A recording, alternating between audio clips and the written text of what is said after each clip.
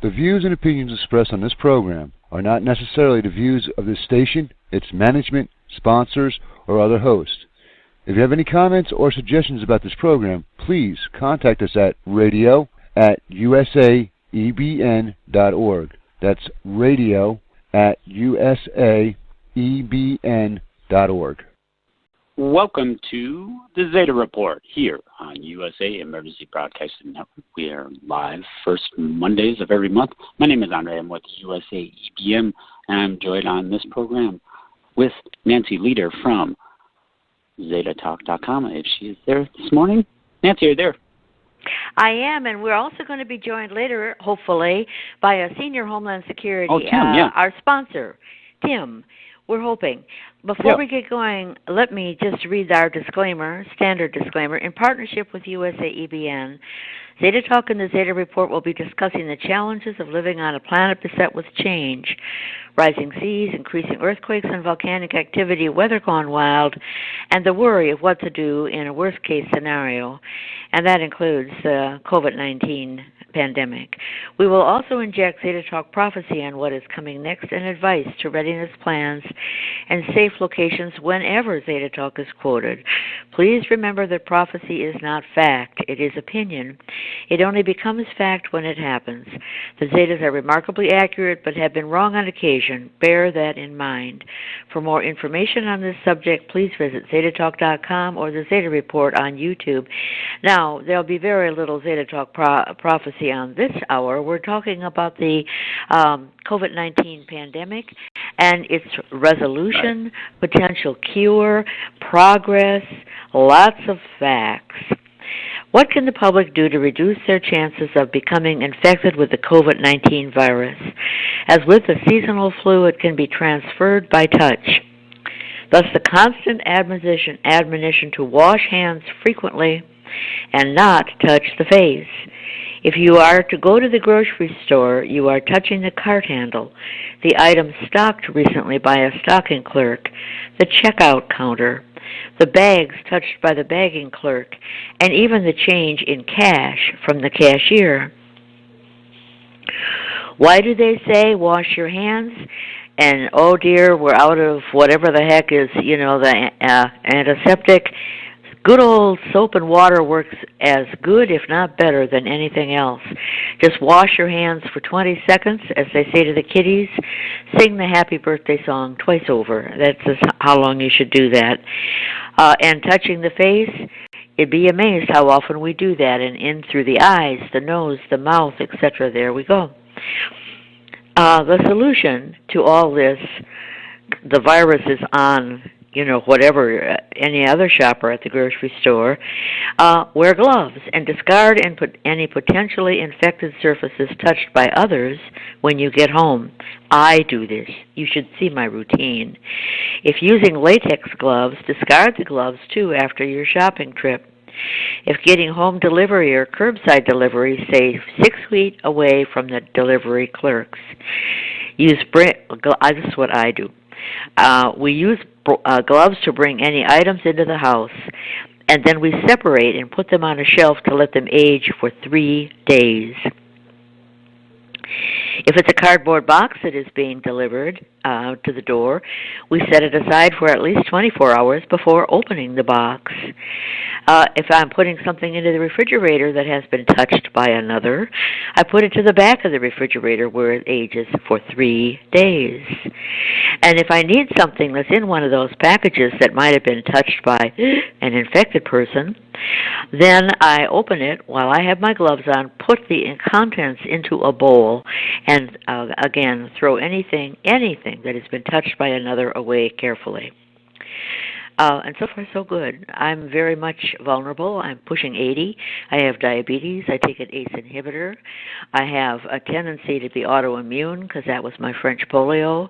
I could get the cytokine storm. And am I nervous? Oh, you betcha.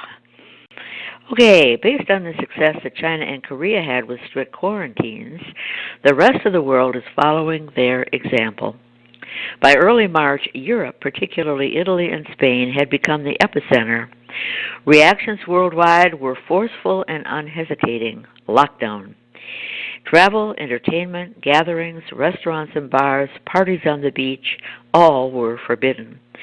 Europe was late to shut the party down, but tried to rectify that, albeit belatedly.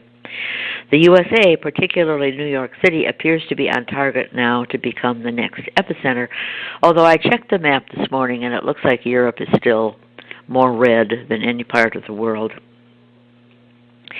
What was the deal with Italy? Because they had an arrangement with China, with Wuhan, as a matter of fact. China wanted an Italian label on a certain leather boot that they were producing.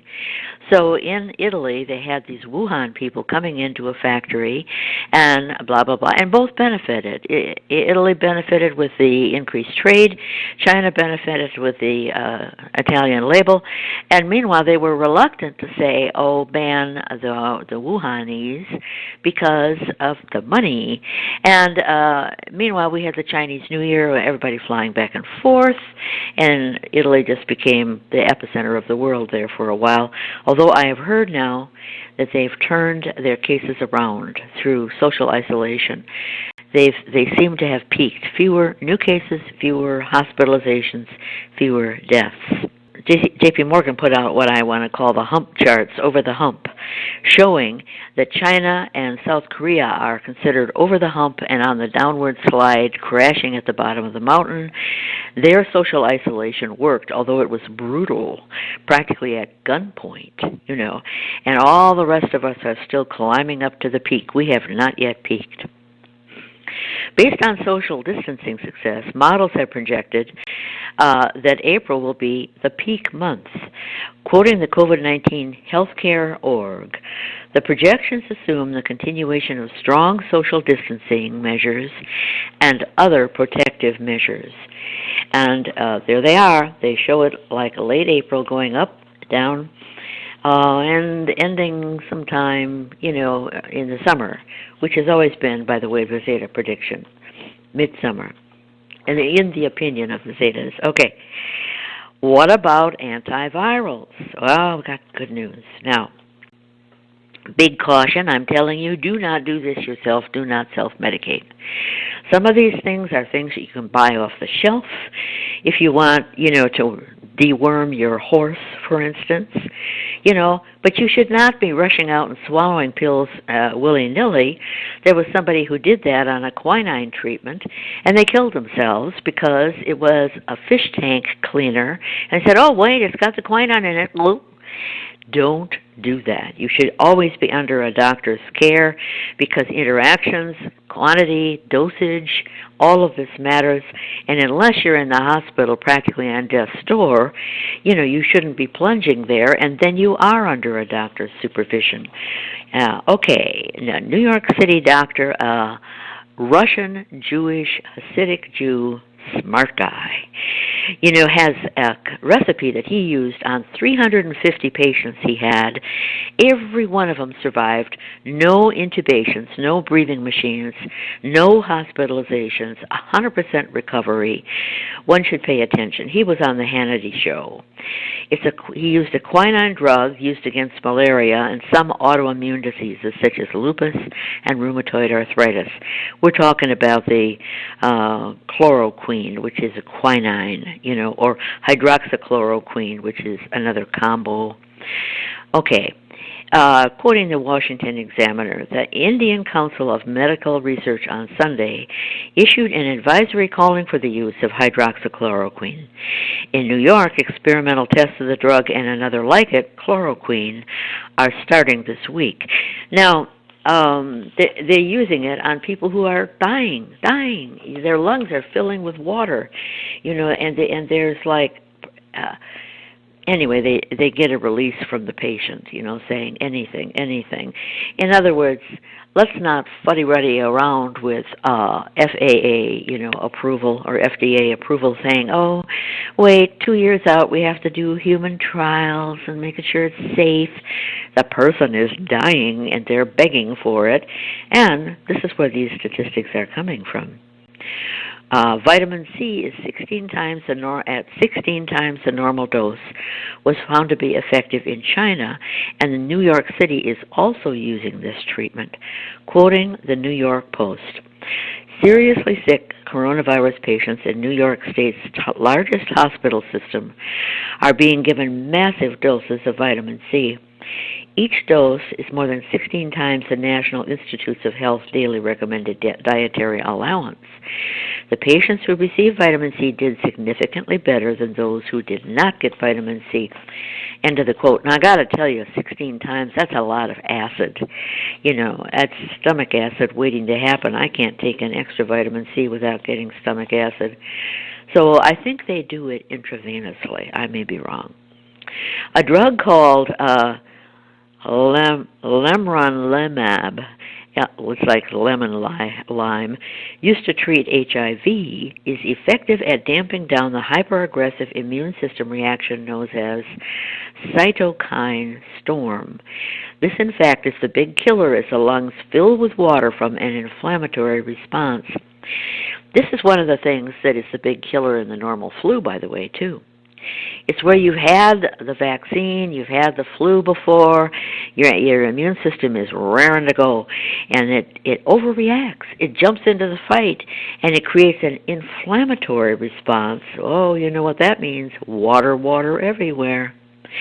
Quoting the New York Post, the drug Leronlimab is delivered by injection twice in the abdomen.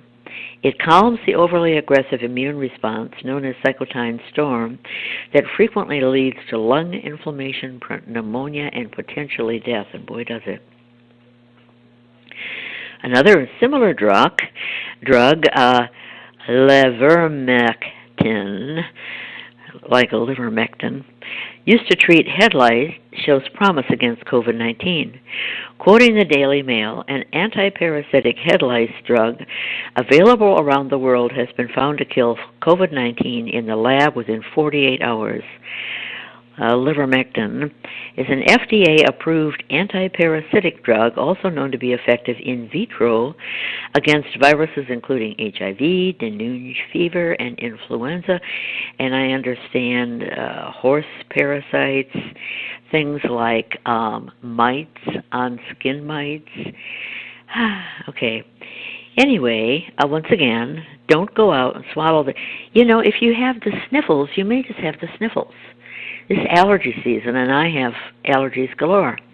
You know, but I'm not dashing off saying, give it to me, or grabbing it off the shelves and trying to self-medicate. Wrong move. You'll only harm yourself. And besides, you know, if it is effective for those people who are dying, it's needed. What's available is needed for those critical care cases in the hospital. So don't be selfish. Okay. Antibodies. Good news. The development of super antibodies is also promising. This, in essence, is similar to the normal antibodies someone who has recovered from COVID-19 would have in their bloodstream, but it is generated in the lab. Several firms are developing these super antibodies. I know of in Korea and another one in San Diego.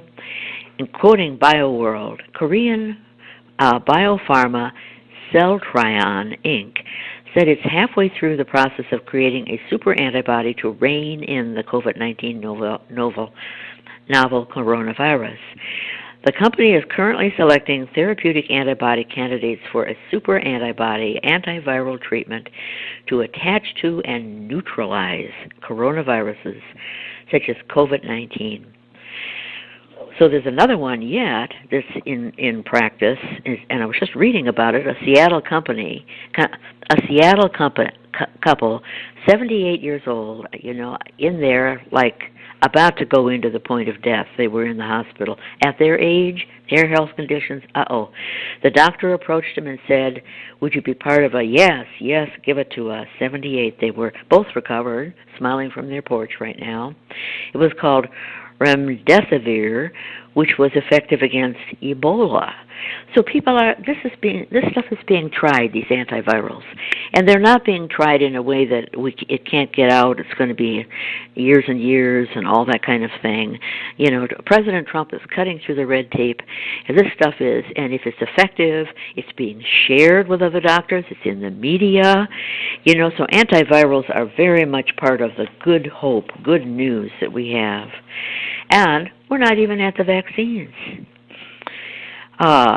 To address the problem of figuring out who is or has been infected, some scientists are developing antibody tests. Quoting Sputnik News, researchers at Newcastle University, that's in the UK, I believe, have managed to create a test that could take only a moment to identify the coronavirus infection, even before symptoms develop. The test uses blood, saliva, or urine, tracking neoprin, one of the early markers in the immune system for infection release to fight the disease. In the immune system of the infected to fight the disease. Okay, now, part of the big problem here is that with this coronavirus, COVID-19, you're infectious for like up to 2 weeks before you even know you are. You get no signs, no symptoms. Most people, I think, practically, I don't know what the percentage is, but it's very high, have no symptoms whatsoever. You know, they don't even notice they had it, the young in particular. The younger you are, the better you do, because, of course, the cytokine storm is what's killing people, and the older you are, the more immune memory you have, so you muster forth your army based on every flu you ever had and die. So they need to know who's carrying it so that they can quarantine and get rid of it and wipe it out. That's a key. So this antibody test or early tests, very important. Then there is the hope of a vaccine, which is being pursued in several different countries. The University of Pittsburg School of Medicine claims they have a vaccine ready for human trials. Quoting Town Hall, the vaccine would be delivered on a small fingertip-sized patch. When tested on mice, the vaccine produced enough antibodies believed to successfully counteract the virus. Researchers said they sided with using a patch rather than a traditional needle to deliver the spike protein to the skin, which elicits the strongest immune reaction. The patch contains 400 tiny microneedles made of sugar and protein pieces. It would be applied like a Band-Aid with the needles dissolving into the skin. Well, that's inventive. End of the quote. Good for them. Then, of course, there's good old sunshine.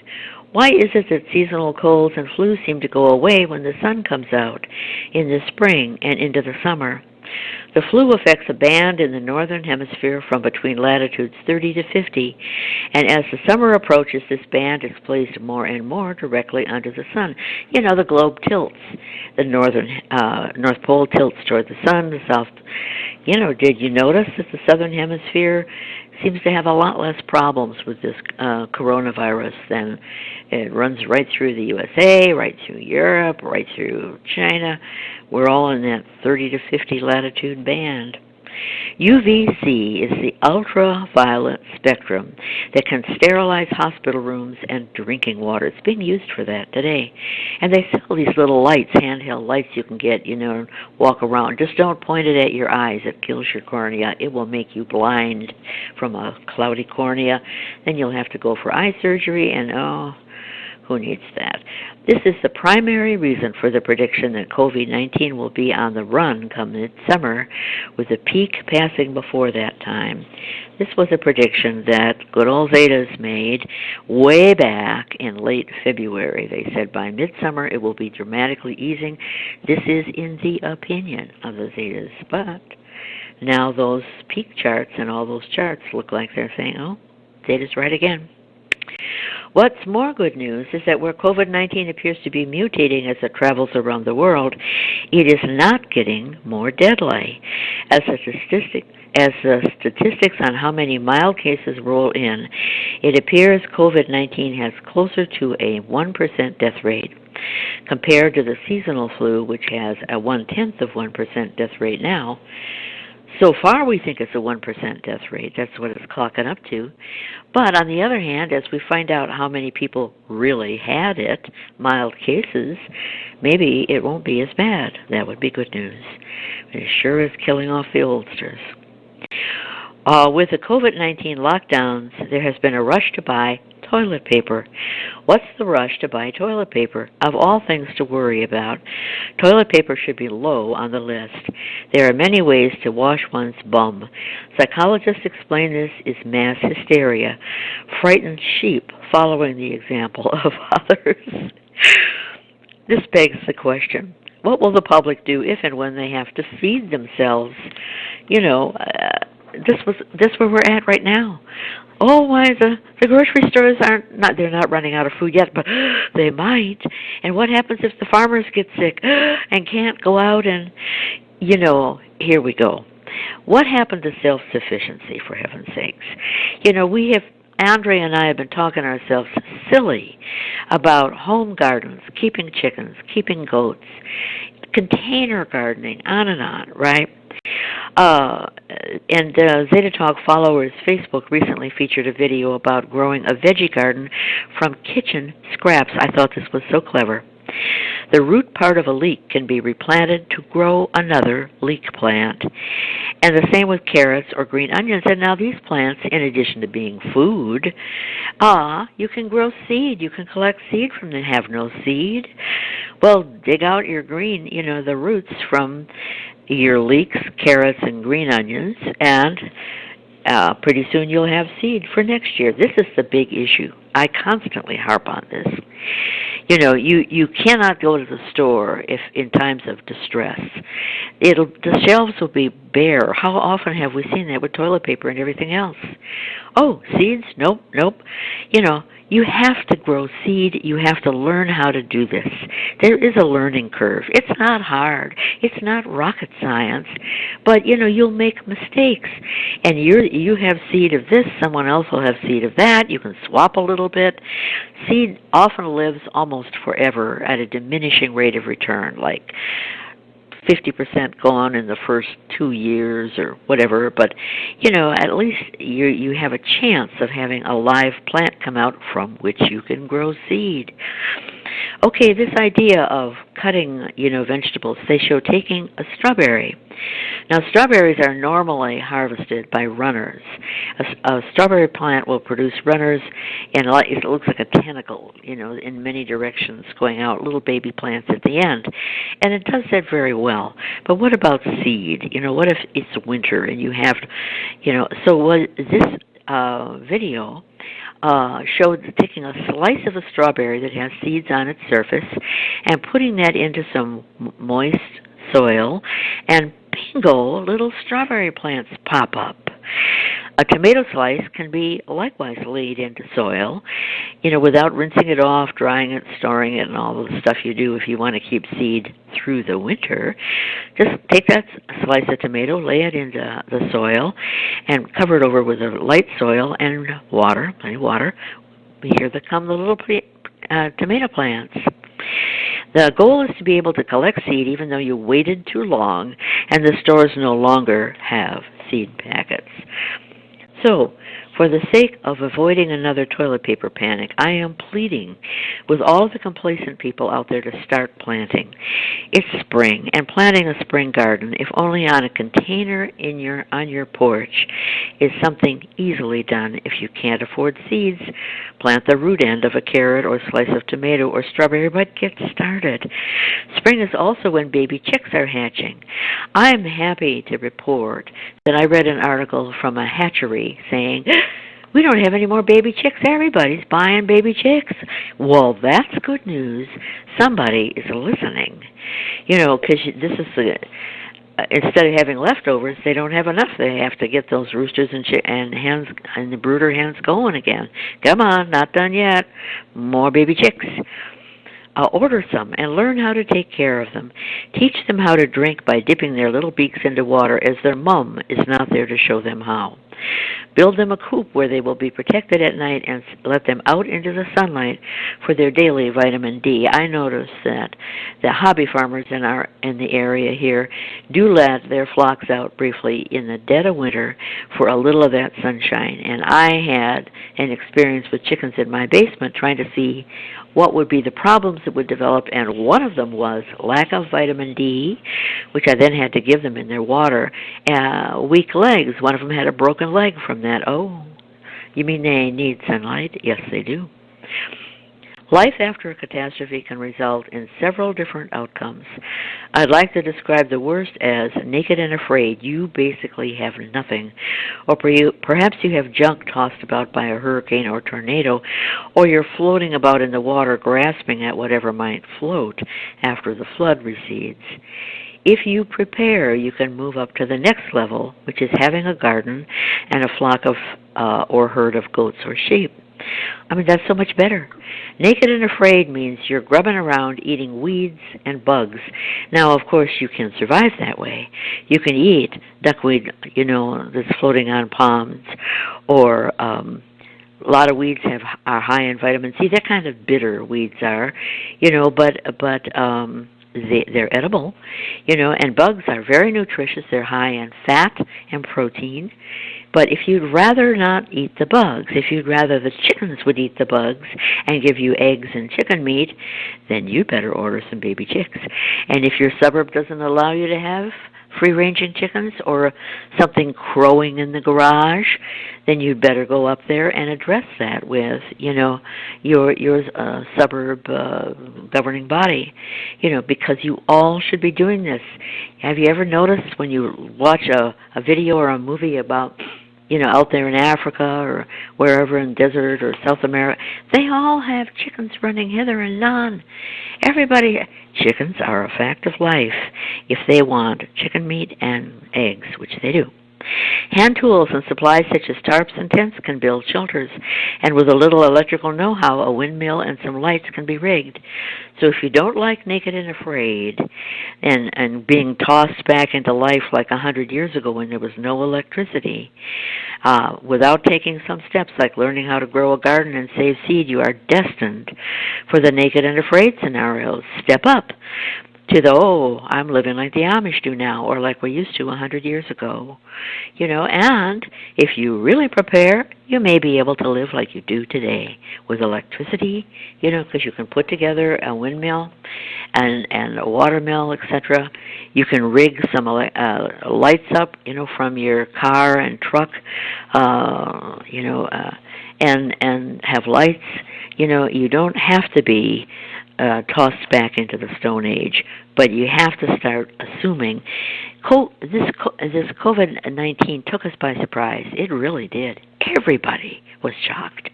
And no, it wasn't deliberately released, and no, it wasn't weaponized, and no, don't believe all the conspiracy theories. It just... The wet markets of China, as the Zeta said, it was, a virus wet dream. I mean, this is wonderful. Look at all the blood and guts and everything flushed down the drain. They said it mixed all this stuff together better than nature ever could. From bats, from snakes, from something that's like a little hedgehog, pangolins, etc. All this wildlife that they would eat, and they bring it live and slaughter it on the spot there, and then all the blood and guts goes down into the drain, and all these little viri say, how do? You want to go for a dance? Let's mutate. And it does. So that's what happened. Now, President Xi has banned, the sale and consumption of wildlife in China, but just watch the black market leap up because, it's medicinal or something, which it's not, So that's where we are on that. So let's start, in case you have to go naked and afraid, and you can't get chicks or whatever, get that earthworm compost heat in your kitchen or garden going.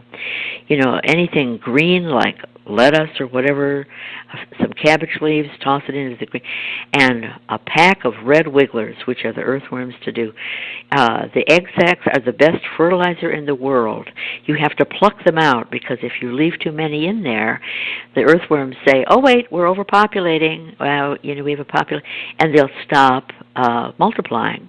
It is, in fact, their prophylactic guard against overpopulation.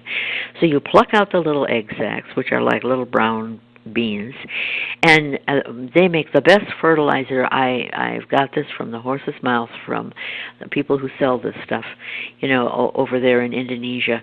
That is full of the nitrites, and so that's for your soil. And toss the little baby earthworms back into the compost, and you can eat them if you get really hungry. They're 82% protein, and omega-3 is their essential oil. So you're ahead of the game in a lot of different areas. Earthworms, yes. Compost piles, gardening, baby chicks. Over to you, Andre. I'm talked out. What do you got to say? I thought you were gonna go on a roll there. Great information there. I would stress highly that the social distancing, washing your hands, and maintaining personal hygiene. According to some of the results, I don't know about here in Wisconsin. It seems like not hardly anybody has it here because, we're clean people, maybe. I don't know. Well, we're well spread out, too, other than the major metro areas in Wisconsin, Milwaukee, and Madison. It's, not too many people per square mile, but great information there. I wanted to bring in Tim from USA EBN, wonderful. Who has more information on this and give us a background of what the USA Emergency Broadcasting Network response is, and maybe a couple of more sensible tips for people out there. Hey, Tim, are you there? Good morning, folks. Morning, Tim. Morning. Hey, I was listening to the show. I always keep an ear out for your show. Good information, Nancy. Very good information. Let me jump in. I wanted to take the opportunity to let everyone know on our network and who listen to our shows, the pandemic that we are facing. I have been getting a lot of phone calls, a lot of questions. It all comes down to this: wash your hands, don't touch your face, wear a mask when you're out in public. The biggest problem we're having with this pandemic is that people are spreading it and they don't even know it. They don't know they're sick, but they're still able to spread the virus. That is our biggest concern. I was just on the phone with the CDC conference Friday, I believe it was, and they're going to start recommending bandana masks because we are running out of supplies nationwide. We're running out of N95s. We're running out of rubber gloves and everything. So nowadays, it's so important to wash your hands the proper way. Just don't run water over it. You got to use soap or hand sanitizer, and you got to keep. When you get home from being outside, changing your clothes, taking a shower, getting all that funk off of you. And Andre, I think you just said it. Maybe you guys are cleaner. That's what it all comes down to, is cleanliness. Well, what I was referring to is kind of what I'm hearing from the CDC guidelines and watch the press conferences or the CV task force briefings and stuff like that. It's, you're not going to be able to not touch your face. You can say you will, but you won't. I mean, it's force of habit. You get a hair in your eye, you get something in your nose, you rub your nose, you swat a mosquito off your face around here during the summer. So if you wash your hands and you treat your hands after you washed them like everything you touch might be infected, then you got a good start to it.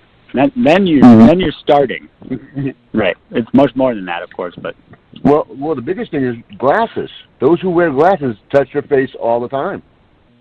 They're readjusting their glasses. Yep.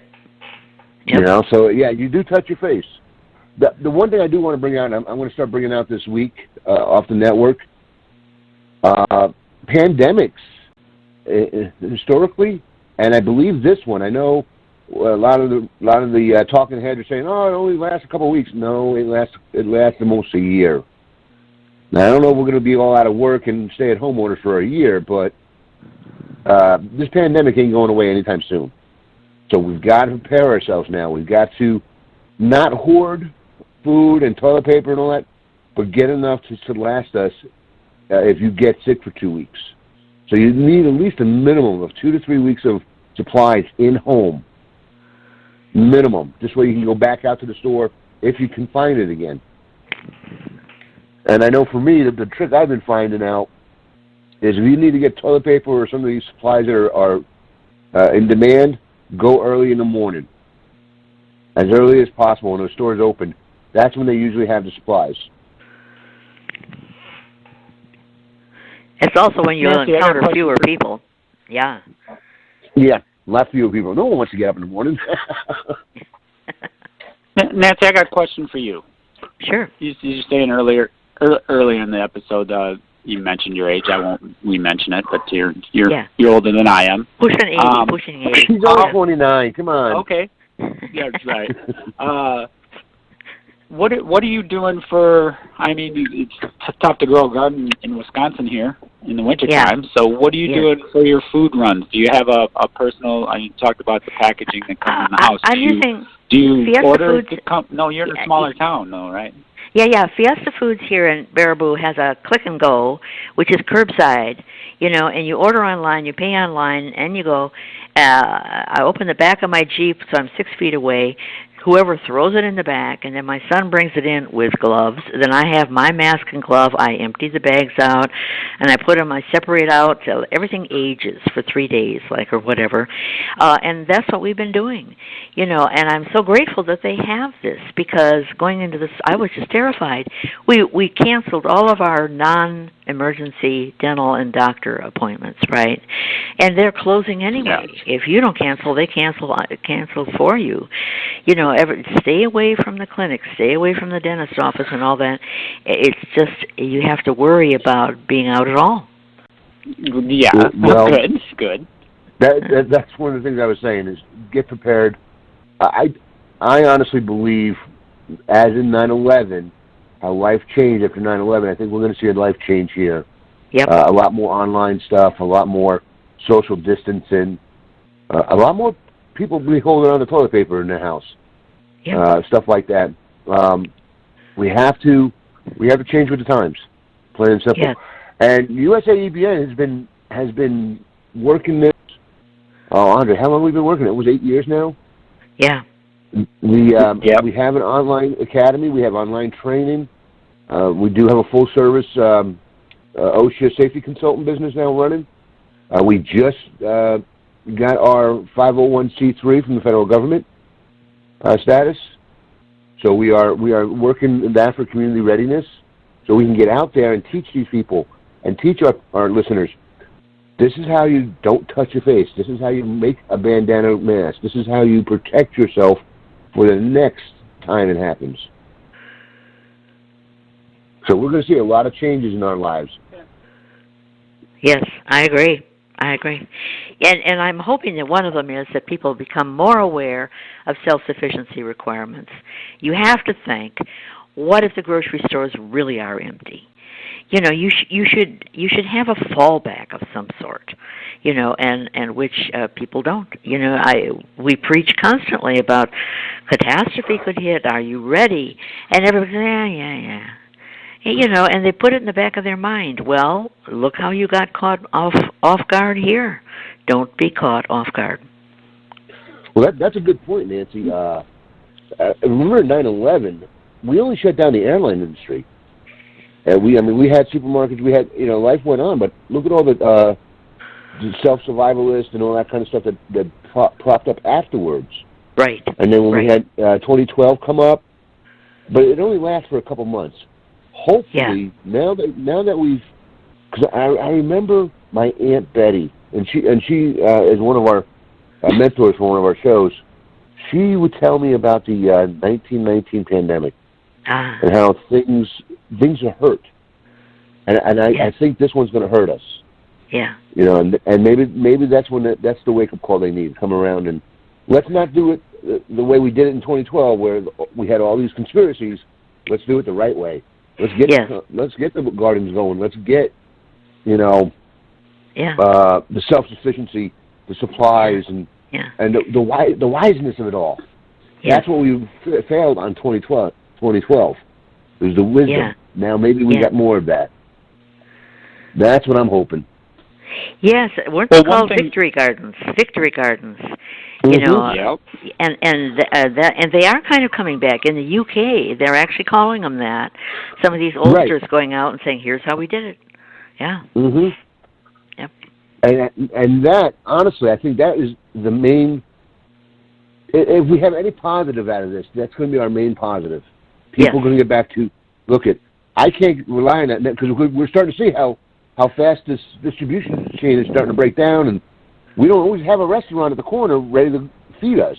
Right. So we need to do this ourselves, and this is how I get my vegetables. This is how I get my meat and all that kind of stuff. Yes, yes. And there's so much positive. We've covered it until we're blue in the face. Lysine-rich foods like amaranth and corn mixed together is the protein equivalent of red meat. And you can be a meatless. And this stuff stores great. It's all dried. You don't have to freeze it. You don't have to worry about running out of electricity. We have those solutions all over the place on USA EBN and the Zeta Report. Yes, we do. One thing I wanted to touch on too, Tim, and I think Nancy mentioned this. We talked about this on the last episode. So if you're looking for older episodes of the Zeta Report, if you're listening to the show on Blog Talk Radio, you can just scroll through our prior shows. And if you're listening or watching on the YouTube channel for Nancy Leader, you can just scroll down the videos there. But one thing that we mentioned and I've noticed too is this is kind of a generational thing that we're kind of in. This time period we're in right now is that 100-year cycle. So if you're talking 3 generations in between, we're kind of that middle generation that hasn't had a major depression or war or something where we had to prep. They didn't call it prepping back then. They just called it being ready, I think. I don't know, Victory Gardens. They had other things, fallout shelters and all kinds of stuff. But we're hitting this generation now, Gen Y or Z or whatever they want to call themselves, the millennials. They haven't had a parent that has been, or a grandparent that has been through that Great Depression type era where you can't buy stuff or you don't have money at all, or it's just, so that the teaching through the family. My mother, I talked to her about stuff like this. She's like, well, yeah, my grandma went through the Depression. We know all about this. She's like, I've been ready for 2 months. I'm like, okay, well, I don't have to worry about you. So I'll go do my show with Nancy. We'll talk to hundreds of thousands of other people. But you know what I mean? We're missing that traditional kind of teaching in between. Yes. Yes. Not anymore. I agree 80% with you. And the reason I say that is throughout our history, and I was doing some research the other day, there's actually been 3 or 4 good pandemics since the 1920 pandemic. And the last one I was looking at was I can't remember what they called it, but it was in the 1950s. 70,000 Americans died. Yeah. But yet we don't hear about that. Yeah. Back then, they were too worried about everything else, about the Russians and all this kind of stuff. We didn't really focus on that. Yes. So our parents went through it, but they didn't really talk about it. Right. Now, we went through 9/11. Our generation went through 9/11 and saw life change then.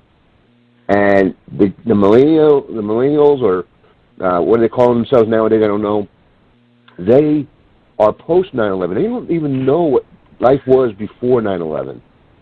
So this is going to be their shocker. Yeah. And that's where I agree with you, but I disagree because they're going to see more of this, I believe, in the coming futures.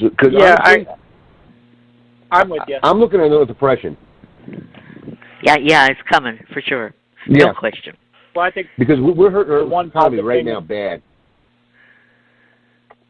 I will say the one positive thing that's from this whole thing, we got about 45 seconds left in the show, is that Americans and neighbors and families are all getting to know each other a little bit better and pulling together.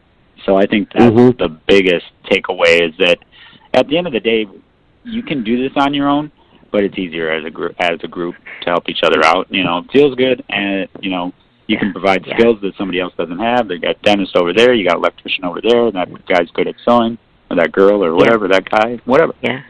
Yep. Here. I totally agree. The resourcefulness and the cooperation that's emerging is so heartwarming. Well, good show, guys. Yes. Thank you, Tim, for being here. Wonderful day.